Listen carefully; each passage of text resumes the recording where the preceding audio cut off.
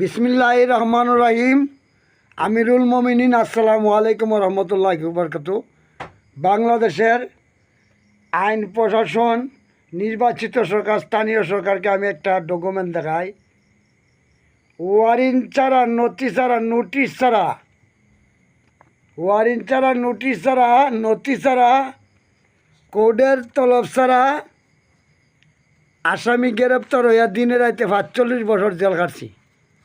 22.5 বছর পরে মুক্তি পাইছি। এই যে আমার জেলখানার বন্ধুবান্ধব যারা আছেন, দেখেন আপনারা আমারা চিনবেন। এই হলো বাংলাদেশের আইন শৃঙ্খলার পরিস্থিতির নিয়ম। ওয়ারিং ছাড়া, নোটিশ ছাড়া, কোর্টের নোটিশ ছাড়া, ওয়ারিং ছাড়া, নোটিশ ছাড়া রাত্রে 1টা বাজে 26/11/94 সালে গ্রেপ্তার করিয়া সিধা জেলখানার ভিতরে ঢুকাই দিছে। 22 বছর জেল কাটছি। কোর্ট নাই, ওয়ারিং নাই, নোটিশ নাই, নথি নাই, কাগজ নাই, কোনো ডকুমেন্ট নাই। আমি সিও বদরুল আলম খান।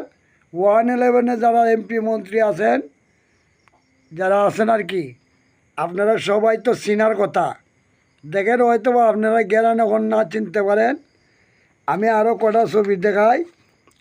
এই দেখেন, আপনারা চিনবেন। ওই দেখেন, সিও বদরুল আলম খান। আমি ওই যে স্বরাষ্ট্র সচিবের লগে যে 8টা মিলাই রাখছি, জেলখানার ডকুমেন্ট এগুলা, জেলখানার ছবি এগুলা। এই যে প্রিয় দেশবাসী, ভাই বাবারা, আসসালামু আলাইকুম রহমতুল্লাহ বরকাতু। ওয়ারিং ছাড়া, নোটিশ ছাড়া, নোটিশ ছাড়া, কোর্ট ছাড়া, এবারে ডাইরেক্ট রাত্রে 1টা বাজে দৈরা নিয়ে জেলও দিয়েছিল। 22 বছর জেল সময় জেল কাটছি, কোনো সেফ কাস্টডি ছাড়া, কোনো ডকুমেন্ট নাই সরকারের। এই হলো দেশের আমি বাংলাদেশের সরকারের কাছে ন্যায় বিচারের দাবিতে আমার এই ক্ষতিগ্রস্ততে করা হয়েছে।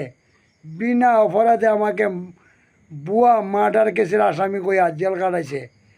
26 বছর দিনে রাইতে 22.5 বছর। দেশের মানুষদেরকে বলি, আপনারা যারা জেল কারাগারে আসছিলেন, আমি সিও বদরুল আলম খান। ওই দেখেন আমার ছবিটা, এই যেখানে আপনারা দেখেন ভাই বাবারা, বুঝছেন। আমি আপনাদেরকে আবারও দেখাইলাম। এটা জেলখানার থেকে যে মুক্তির রিকল আর কি, 26/11/94 যে গ্রেপ্তার করছিল, এই গ্রেপ্তারি ফরওয়ানা অনুযায়ী 13/4/2017 সালে মুক্তি দিছে আমারে। আল্লাহ হাফেজ, ভালো থাকেন। সরকারের কাছে সুবিচারের দাবি জানাচ্ছি, প্রশাসনের কাছে। আল্লাহ হাফেজ, ভালো থাকেন।